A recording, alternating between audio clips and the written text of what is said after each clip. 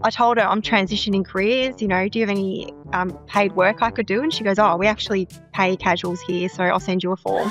And I started getting paid to work there. People still think they're like, I haven't had a job in 2 years and I finished my degree. And I'm like, are you working in the industry? Have you made any? They're like, no, that's just not how it works. But it's about being in the right place at the right time.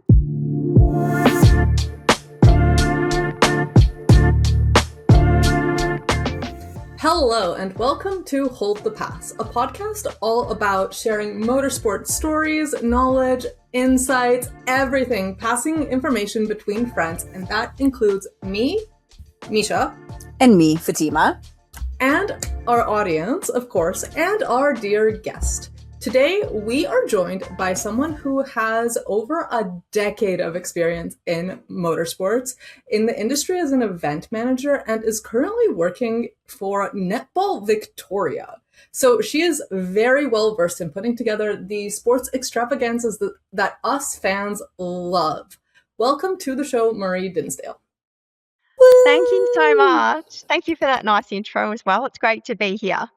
Yes, definitely. So before we get into all of our questions and stuff for you, we just always like to ask, how are you? How have you been? What's going on? I'm really, really good. Thank you. We've just finished our season actually. So it's been really, really busy. So I've got a bit of downtime now. We're just doing all of our debriefs and everything like that. So as we know, sport's very, very hectic. We're all very, very busy in season.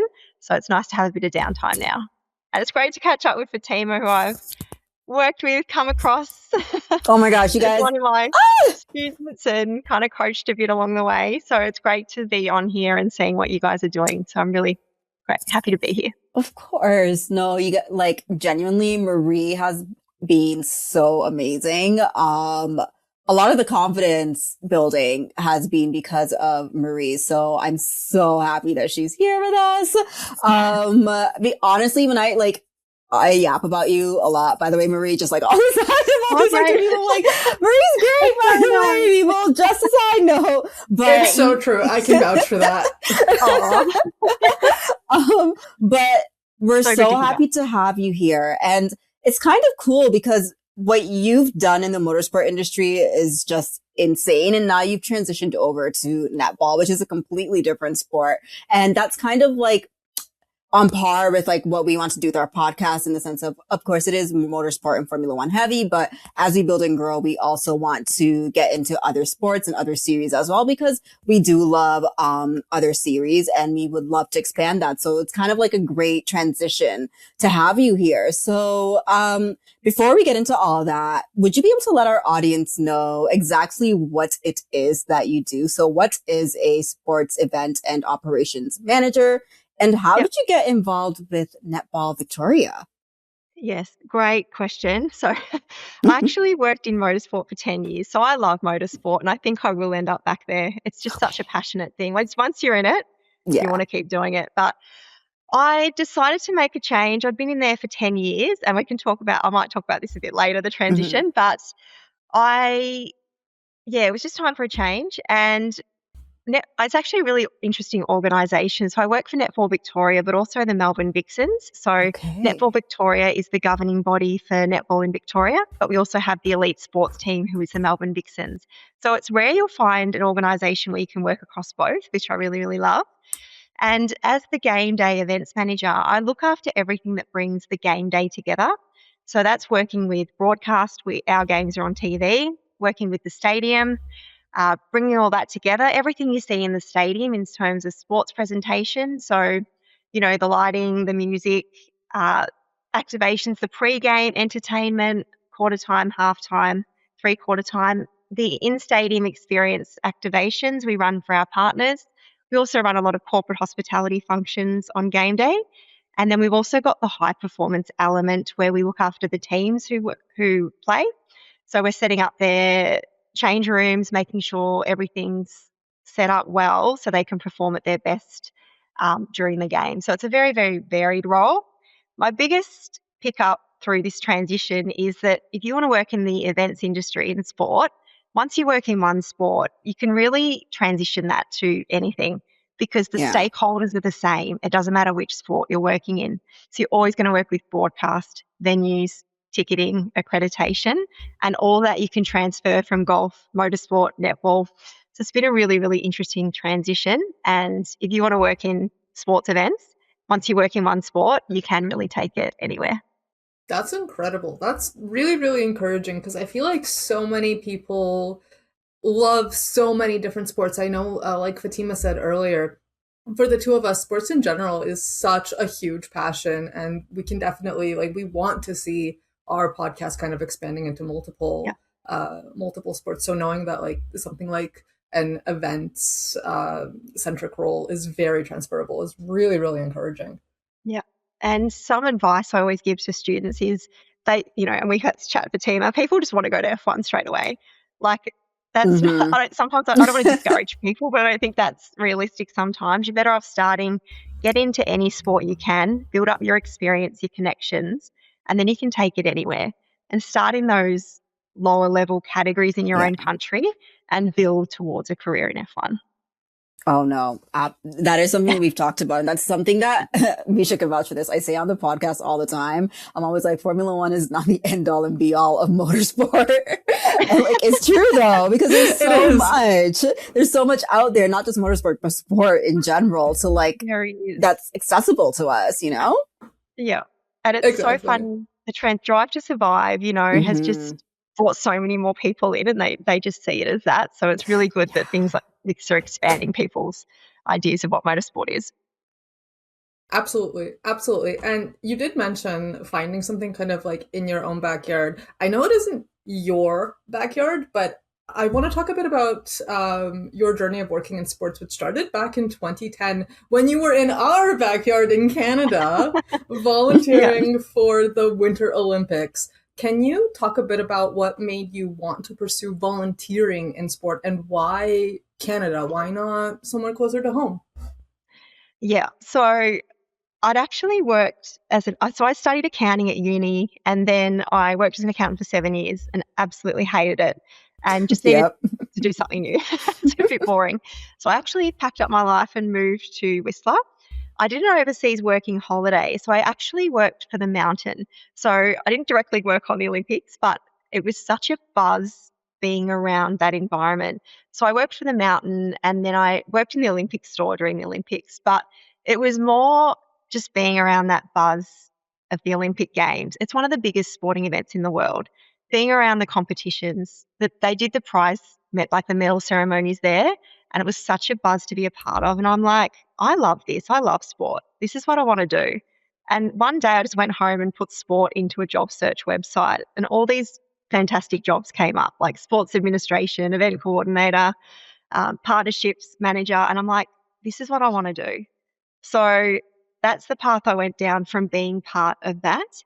And I think working, the FIFA World Cup's just been completed. Yeah. If you can work, I encourage everyone to go and work on an international event like that, because once I get a resume through and I see something like the FIFA World Cup on your resume, I'm going to stop and have a look at your resume. That's something unique that not everyone does. And it's important to, differentiate yourself from others when applying for a job. And that's going to stop the scroll and get people to notice you. That's true. So I encourage you. Volunteering is such a big part of working in sports. So it's really important. You're absolutely right about that. Because honestly, and we've talked about this, a lot of soft skills they're transferable as well too. So it's you have your volunteer, and then you also have your regular work as well. And when you put those two together, it does help you kind of, I guess, stand out when you're applying for, a job in sport in particular. And I think what's really cool about your story is that there's a lot of people who can relate to it. I know I can, and I know Misha can. We've all done, the traditional, you go to school, you get your degree, you get a job, your big girl job, as we like to say. And then you're like, wait a second. I don't think this is for me. And while that does work for some people, there is a lot of people, that get that call for change. And you did just briefly mention this. So I'm just going to reword, I guess, my question a little bit. Did you have a fear when you decided, what, I'm going to pursue sports and forget about accounting at all? I get the big thing that I guess, yes. No, like I knew that's what I wanted to do and I was passionate about it, and I finally found something I loved. Like I never loved studying my accounting degree, but once I started studying this sport degree, I was like, this is so interesting. And it's just when you do something you love and working in sport, it's different. You're more invested in it. You enjoy doing it. You enjoy going to your job. So that's really, really important. Yeah, that's true. And that's honestly something I hope that everyone can experience one day in their lives, honestly. Because, you know, like they say, when you do what you love, you never work a day in your life, or what That's that quote is, right? Yeah. Right? Yes. And yeah, sorry, go ahead. oh no, yeah, I just remember you're clocking in, you're clocking out, but working in sports, it's like it's a big part of life. You're working weekends, it's a big thing, but you just enjoy it. And I always say it brings you to some of the biggest moments in sport. You get to work with athletes, you get to be in the garages, you're there, and it's just, if you love it, I encourage everyone to pursue a career in the sports industry. Yeah, that's very true. And it must be like so surreal and like different, especially like that transition from like a regular 9 to 5, and all of a sudden you're working weekends, you're working all these crazy hours. It must be so absolutely insane. But something that I really wanted to discuss is your role as a career coach. You've helped a lot of people build their confidence to pursue a career in sport, including myself. Truly, you really have. Did you know when you were starting this journey, that you would want to be a career coach, or was there a particular moment that made you realize that, hey, this is something that I can do that could really help people change their lives? Yeah, it's a great question. It was during COVID, I actually we all had a lot of time to sit around and think about things. And when I was transitioning careers, there was no knowledge out there about how to do it. And the sports industry is really unique. It's not study a degree or course and you're going to land a job at it. That's just not how the sports industry works. So I really wanted to share that I've developed a framework and I wanted to share that with people so they know how, if they want to work in sport, this is what you need to do. So you'd be very familiar with it, Fatima, but it is, if you're further down your career, you might say you don't need to study. It's more about the experience and networking. But when you are starting from scratch, you have no experience in sport and you have no knowledge at all. So by starting a sports degree or course, you're going to learn a lot about the industry and work out what you like and what you don't like. So I always encourage that. And a degree or course usually comes with an internship or an opportunity to do hours with a sports team or club. So it's a really good stepping stone to getting an in at a sports organisation. And sports industry work experience is step number 2. You really need to build that sports industry experience. So we do that by volunteering at sports events. And the third step is networking. Having a network in sport is super important because 90%, I would say 90% of the jobs are given to people who already know someone working in the sports industry. This year in my new role, I needed some event support and I had a girl come and volunteer with us 2 days a week. And then I'm like, I just needed someone. I said, she was doing a good job. She was switched on. And I just said, can you come in and start working for me? Oh my gosh, that's amazing. That's incredible. It's about being in the right place at the right time. And she was there doing a good job proving herself and she got hired.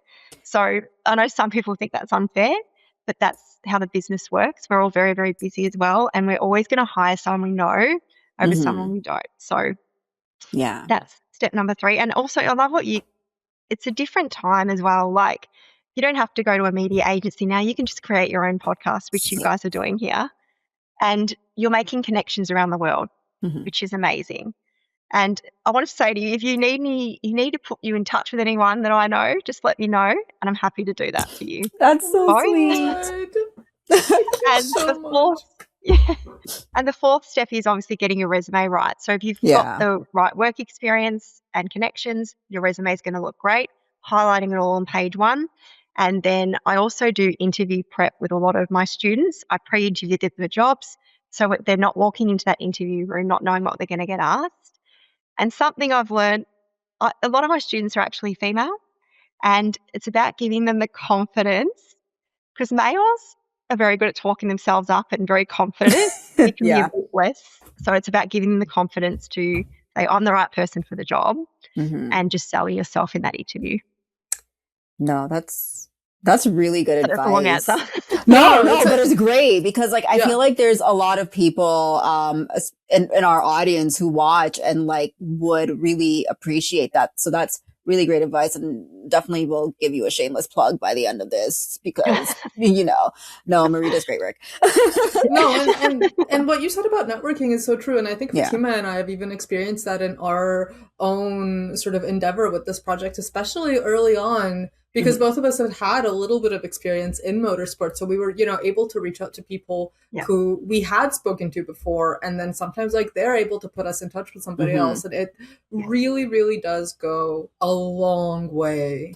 Yeah, and it's kind of like the one piece of advice that a lot of industry professionals like yourself have told us as well, which is the most scariest part because like obviously networking and like that's the hardest part as well, but it's the part that everyone's like, you have to network, and you're like, oh my gosh.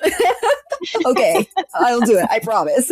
No, but it's so true because networking requires you to put yourself out there, and it goes to what you were saying, Marie, like you need to have the confidence, you need to like, I know for me, like I can write about anything and anyone. Like I keep telling my best friends, like, I will write your cover letter for you. But if I have to write my own, cover letter, I cannot hype myself up for anything. Like it's more a female thing too. I don't know what it is. I know. We compete with the males too, and they're overselling themselves, and we've just got to do it. And we've got the skills, we've got the experience. We're great at what we do. So it's about just nailing how we communicate that. That's so true. But I feel like a lot of the time, especially maybe younger people or people who are less experienced or something, there's often like I don't want to say like an exploitation, but a lot of the time people can sometimes take advantage of people who don't already have a system in place or something like that. And so a lot of the time, what I've seen is there's this kind of idea of like, if you're passionate enough and if you work hard enough, you'll find your way into the sport. But sometimes it gets that passion gets a little bit exploited. And I've seen organizations, industries, groups who can often rely too heavily on unpaid work by people who are simply happy to be there. Is there anything that you can maybe say to that or like give some advice on that or how to navigate that aspect of somebody's early sporting career? Yeah, absolutely. Like volunteering is how we all get started in sport. That's my advice. That's how we all get started. But you only volunteer for a short period of time to build your experience and also make connections. So if you're volunteering longer than 6 months, I think you're doing it too long. And you should have had the connections and experience by now to move it into a paid role. So, when I was volunteering, when I started my career, I volunteered at fun runs and triathlons around Melbourne. And I volunteered for about, 4 to 6 months. But the same people are at the event every week or every weekend. So the event managers there, the partnerships managers there, the owners of the company were there, and you start to get to know them and build up that relationship, and they're seeing you work.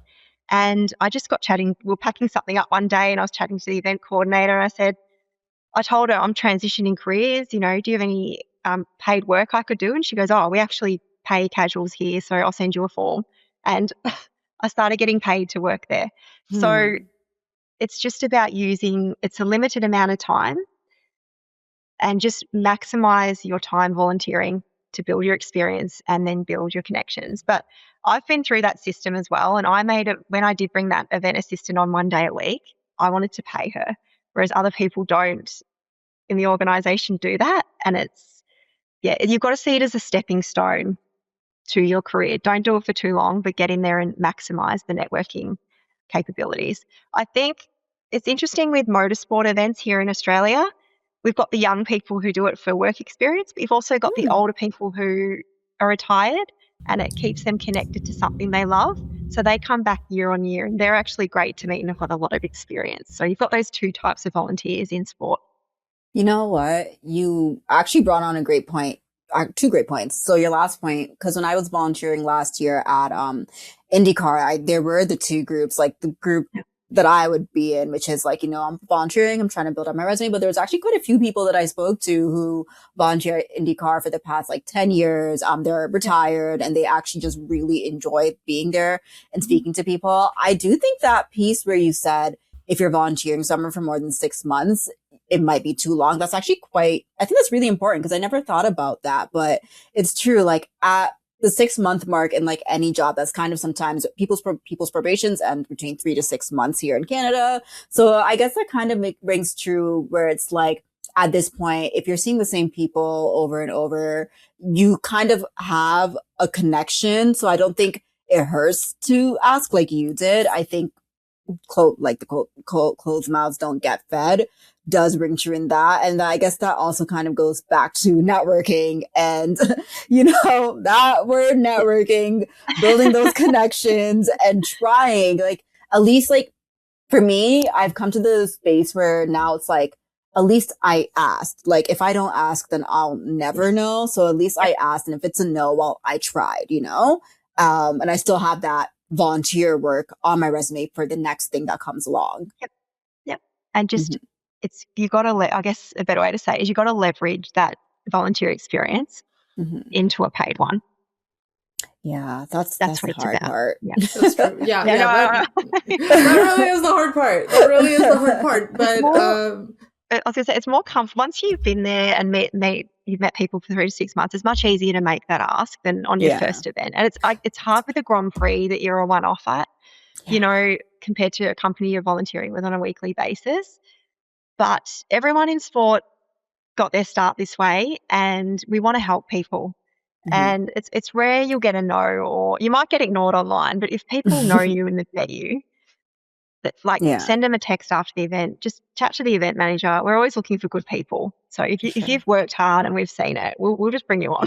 Yeah, and I think it also goes back to the point where you said that person that you put on. Like, I think it goes back to where it's like you've been in the same position as she was before, so you kind of have an understanding of it. And so it's like, as you grow into the industry, you're like, well, I want to help others as well too. So I think it's kind of up to the people who are in those positions where it's like, if you've experienced it, you want to help the next person as well, which is something that a lot of people don't do. But like when that one person does it, people like us, we remember and we appreciate it, Yeah. It's so true. It's so true. I know like every single person that I've spoken to in motorsports that I've had a wonderful experience with, I will tell my friends in motorsports, or I'll be like, you have to talk to this person. You have to talk to that person. Yeah. But just kind of going back to this idea of transitioning from one aspect of your journey to another, I want to talk a bit about your journey and kind of going from motorsport to netball, which are very, very different sports, like on paper, nothing to do with each other. I wanted to ask, how did you know that it was the right time for something different for you? And how did netball come into your line of vision? I know, you've just described exactly my thoughts when I changed careers. I'm like, what? It's so different. So different. But like I love motorsport, and like I said, it's just such a passionate industry. Once you're involved in it, I think I will end up back in it long term. So we'll see how that goes. But like I loved working at Motorsport Australia, was the governing body. I did about 4 years here in Australia, and I loved that. And then I worked, bless you, at the Australian Racing Group. So thank you. I worked at the Australian Racing Group, and we ran motorsport events around Australia. So I absolutely loved that as well. And then I would say, a bit of a transition change, and I went to work for a race team. Now, I actually didn't enjoy working for a race team, and I don't want to discourage others from doing it. It wasn't the team or anything like that. It was the role. And I went from running entire motorsport events to working in Teamland, I was the event logistics person there. So I was getting the teams to rounds across Australia. So I was booking their flights, accommodation, hire cars, anything logistically to get the team to an event. And I just didn't enjoy it. So it's interesting because you would think that would be the pinnacle of motorsport, but it wasn't what I enjoy doing. I enjoy running events. So when this role popped up at Netball Victoria, I wanted to get back into running events because that's what I'm passionate about.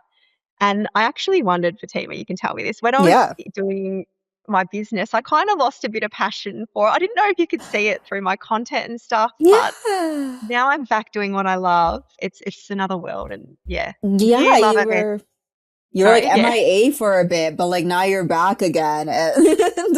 But I couldn't sell the dream because I wasn't loving it. And you're not going to love every role you do in motorsport or sport, and you've got to try those different roles to figure out what you like and what you don't like.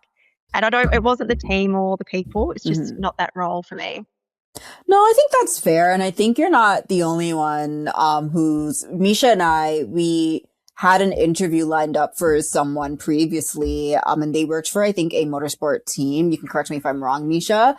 And then they rescinded to do the interview because I guess they quit their job, and they were like, I'm done with motorsport. I never want to work in motorsport again. We're like, oh, okay. That's fine. Valid. Yeah, we were like, that's completely, we understand. But it's like any career, once you've been doing something for too long. And again, sometimes the grass is greener on the other side, like you said, where you went to do something where you're like, oh, should be the dream job. But you realize actually what I was kind of doing before it was great and I enjoyed it. So I think that's completely fair. You tried it out, so now you won't have that what if. And now you're doing a different sport. So if you do come back to motorsport, you'll have all these different experiences that could honestly maybe even help you when it comes to your career should you come back to motorsport. But with that, since you have been working in the sports industry for quite some time now, have you ever experienced kind of an out of reality, I cannot believe this is my life moment in your time as a sports industry professional? And if you have, please let us know what it is. Oh, there's a few of them. I've probably got a lot. The first one would be, working at Motorsport Australia. Every governing body for motorsport around the world has a connection to the FIA. So I got some secondment opportunities to go and work with the FIA on World Sport Conference. Wow. And I even went to their prize giving ceremony. So that was, they're working with the FIA on their things was incredible. What an opportunity if you want to work in motorsport. So you could. I went to the Qatar one, by the way. Oh, that's so cool. How long is that flight for you guys? Sorry? Australia. How long is that flight from Australia to Qatar? I don't think it's too long. It's a long way. Oh, it is? It's 13. Oh, never mind. Yeah. Oh my God. Never mind. It was one of them. I think they used to keep them in Paris. It was one of the first times they moved them outside Paris, and it was in Qatar. But the funniest thing was you couldn't drink outside anywhere. Rule. So I remember was standing outside. Daniel Ricciardo was there, and he's like, I can't even have a drink at the end of the season. So he's like, I just want a drink. He worked hard that season. Yes. Yeah. But that's one of those moments when you're like, wow, you've kind of made it. Not made it, but who thought you'd be working with the FIA, working for the governing body in Australia? They're the types of things that you can do if you do work in your governing body in your country. Those opportunities open up. They've got the connections, and that's how you get to Europe. You know what I mean? Yeah, that's true, because getting to Europe from Canada or even probably Australia, it's so you have to be in Europe to work in Europe, it feels like, Absolutely. So it's a bit tough, but that's really insane. Yeah, I mean, what an opportunity. Yeah. So, that's one of my highlights for sure. That's wild. What's going on moment? No, That's wild. What was it like working with the FIA? Did you have any sort of expectations or anything like that? No, I'd met the event manager a couple of times before. So I haven't really talked about this before, but like I was like the secretary to the Asia Pacific region for the FIA in our region. So I'd met her before, and she was running World Sport Conference, and they have all the representatives from they call them ASNs. I can't remember what that stands for, come in for the conference. And it was just really great. It was really organized, really well done. Something I learned through that, my job was getting the speakers to the stage. And you'll love this. One of my speakers was Juan Pablo Montoya. Oh my gosh. And all these jobs, Marie. What? You're just hanging out with Daniel Ricciardo. Well, she was ushering them. I didn't hang out with him. She was ushering them. You know what? It counts. Getting there 10 minutes early. And he wasn't around. I was calling his phone. He wasn't coming. Then I'm on the hotel phone calling, going, are you coming down? Like, hello. The phone, and I'm like, oh my God. Like, but something with events as well, like if you've done everything possible to make something happen and something goes wrong, there's nothing else you could do. I tried calling, and then I walked in and he was already on stage, and I'm like, oh my gosh. As you're having like a freak out in the back, there he is. And I'm like, oh, well, that's great. Oh my God. Thank you for telling me. God. You know what? At least the timing worked out. Yeah. Yeah. He was there, and I'm like, oh, well.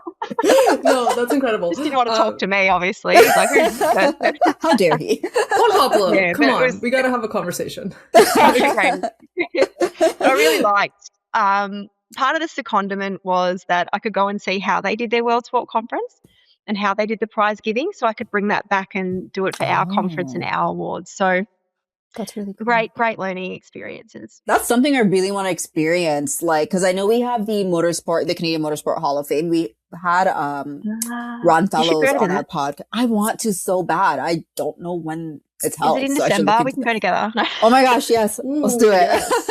We'll figure it out, Marie. Yeah. I'm so excited that you're going to be. I will try and come, and like, even if it's for like 2 days, I'll keep in touch with both of you. If you're there, of course. You know, but I know it would be great. Sorry, I forgot where I was going with that. But that would be something really cool to experience, is what I was trying to say. Yes, absolutely. Go along and check it out. Yeah. No, for sure. But it's so interesting that you mentioned the Juan Pablo Montoya essentially ghosting you situation.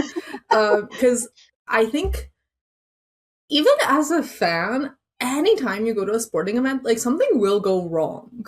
Like something unexpected will happen. So like, can you talk a bit about like, what do you do in that kind of situation? Like, how do you mentally prepare yourself for these kinds of challenges? And like, how do you handle that in the moment?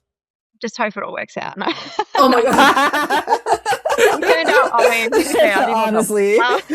No, that's a really interesting question as well. I actually use this example in job interviews, so how boring for you. But I think please, motorsport, if you want to work in motorsport events, it's such a dangerous sport and the risk is so high. So that's something we really try and manage pre-event. And not to scare you or anything, but if you want to run a motorsport event, they're high risk. And like the accidents and the crashes, people actually die at events.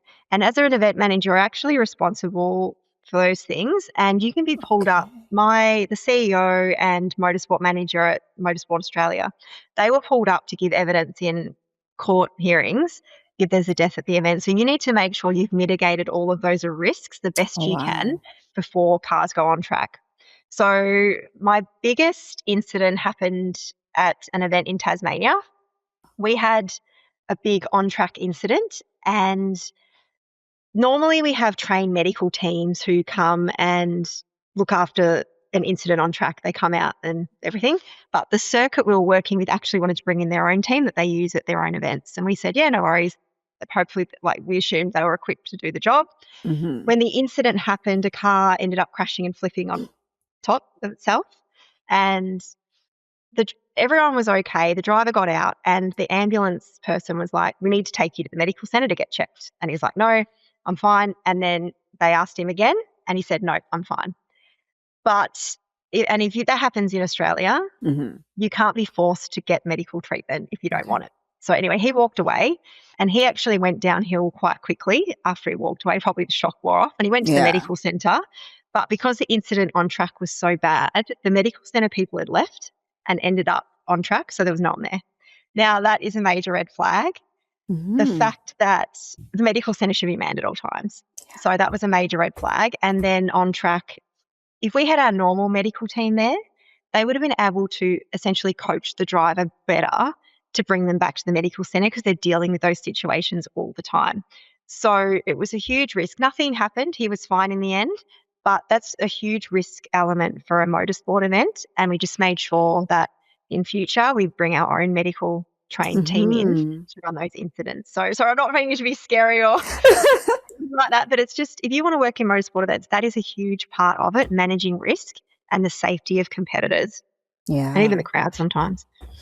That's so scary. It is. But I mean, you raise a good point. Like, there's a lot of sports that are really, really dangerous. I know in Canada, hockey is a really, really popular sport. And like, there have been so many incidents, like even in the audience, like pucks flying into the audience and stuff, right? Like, there's a lot of sports where you kind of have to be mentally prepared to see some hard stuff. Yeah.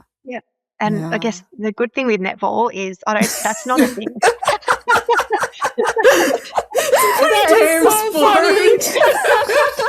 that's why I'm there. Wow, stress free. Okay, so now we know why you went into netball.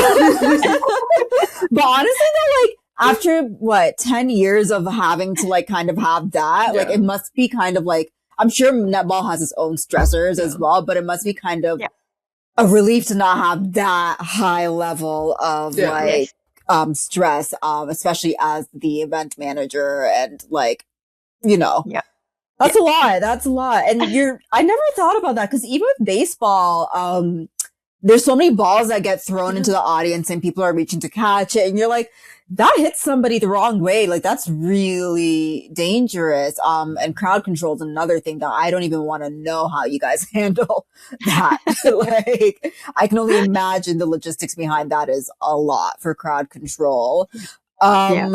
So I guess kind of to round things off, we're hitting the tail end of our questions. I know a lot of people like to know, like, what's the best piece of advice you've had? What's the best piece of advice you've given? I want to know the opposite. What is the worst piece of advice that you've received that you would never advise your students to do? If Do you know what? I've been really fortunate. I haven't had much bad advice. Sorry. Have you heard anyone give anyone else bad advice? And you're like, no, don't listen to them. Do this actually. I think my biggest piece of advice would be, if you still think you're going to study a degree or course and just land a job out of it, that's just not going to happen in the sports industry. So I hope people aren't still getting that advice or reading that online, that's how it's done. It's just such a unique industry. We've spoken about it already, but it's about, you need that sports industry work experience and you need the connections if you do want to land a job in sport. So there's more to it than just studying. And people still think they're like, I haven't had a job in 2 years and I finished my degree. And I'm like, are you working in the industry? Have you made any? They're like, no. I'm like, that's just not how it works. So that's my advice. Any bad advice? I don't know. Hey, that's really good. You have the right people around you. That's true. I've been well supported by really good mentors along the journey, and that's in sport too. You do have good people who help you out along the way. The best advice, once you do get in to a sports organisation, just try and get involved in as many things as you can, because it's really important. The more information you have about what's going on at a sports organisation, the more impact you can have, and the quicker you move up the ladder. So that's really important. And we do talk a bit about the Superfans who come along and work with us. How's that? That they're in netball too. You can't escape the Superfans. No. They want it. They come in, and you've got your really good volunteers who are there to work and learn, and then you can spot them a mile away. The Superfans who, they just want to be in the garage. They just want to be on TV. They want to be in the team photo. can I take the drivers to the press conference? No, that's what the media manager does. And then even, some of the volunteers we have, they want to be back of house with the players rather than, doing some of the other jobs. So it's if you do get an opportunity in sport, make sure you turn up and just do the best job you can, meet as many people as you can, and you'll quickly land a job in sport.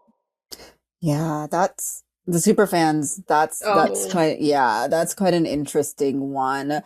Misha or Fatima? Have you seen them in your little? I have seen them last year. I don't know if you saw this, Misha, when we were, because Misha Misha works for they're a journalist. And they were at the Toronto Honda Indy with a media accreditation. And so we met up there, and I remember there was one IndyCar driver where, although we were there as volunteers, I just remember seeing like the crowd of fans and then seeing all the volunteers like in their red shirts racing to get a photo with him. I was like, oh, this is intense. I was like, you forgot your post. Yeah. You forgot your post. There's people coming into the paddock. There's people waiting to buy tickets. Speaking of Superfans, I think Fatima and I, our local NBA team, the Toronto Raptors, they have like a designated Superfan guy who's like there every single game. Like he has his like dedicated seat. He's called Superfan. Yeah, he's literally like he has his own jersey with his own number and it says Superfan. Yeah, he's been going to I think every home race for like game for like the past like 30 years or something. Yeah. For however long they're at. But yeah, he's like the only Superfan where it's like you are allowed to be in the presence here. But because, I think also side note, he also like has a business and I think he like helps sponsor in some way. So of course, I think so. I think money comes into play. There is actually like some sort of business transaction there. Yeah. I don't know what. Don't quote me on that. And if I'm wrong, but I guess speaking of fans, just to wrap things up, we always like to end with kind of a reflective question. So I wanted to ask you, what is something that you think sporting event organizers can learn from fans of the sport and vice versa? What is something that you wish more fans and attendees knew about what goes into staging a sporting event? Fans are very important to any sport. So we have sellout games and really passionate fans at the moment, and we've just finished the season. But the number one thing we do is survey the fans. So, like, how's the game day experience? Do they want more access to the players for signing sessions? We put it on for them. We put it on for the players, but we also put it on for them. So, a lot of it is, how can we elevate our game day experience? How can we make it even better? We get a lot of our inspiration from US basketball and what they do in stadium on courts. And a lot of that, they have a lot more money than us, but we try and see what we can implement to show them new things. And we actually partnered with Cirque du Soleil at one of our halftime shows this year. So that was something unique and different that hadn't been done in netball or on court here in Australia. So that was really cool. A big part of what we're doing now is, from an event point of view, if you want to work in the events industry, you're going to be debriefing a lot post-season to improve it for future years. So we had a 20-person company-wide debrief last week about what we did well, what could be improved, how do we elevate it for next year. I met with our sports presentation team. We debriefed with them about all the key moments and things we were doing. And I've got a venue debrief tomorrow. So you're going to be holding a lot of debrief meetings to improve the events for future years. And it's really important we do that to elevate that fan day experience. Wow. You know, it's so funny. Because when I was thinking of netball, I was like, I don't think I've ever watched netball. Now I realize the only time I watch netball is during the Olympics. Australia is always good at it. I'm like, what's going on here? I was like, because it's kind of like, it's not bad. It's kind of similar, a little bit similar to basketball, right? Like I think I'm thinking of the same sport. Sorry, netball, it's a bit different. It's a different game. I thought, are you guys playing it in the Olympics? Sorry, the Commonwealth Games are on at the moment. You're a part of the Commonwealth, yes? Are we? Yeah, we are. So it's being played there at the moment, but maybe Canada doesn't have a team. Like, I'd never watched a game or playing the game when I It started. is, yeah. I have seen it on the Olympics, I think. Yeah. Isn't it the one that kind of looks like volleyball just without a net? Ironically. I mean, they do have the net that the ball goes in. They throw the ball down the court and then they do into the... There's no backboard or anything. Yeah. I have seen a couple. And it's an interesting sport. Yeah. It's an interesting sport. I've really... Like working in golf as well. Like I knew nothing about golf when I started, but I've got an appreciation for the game and I actually really enjoy it. So have you tried it? Not playing. So,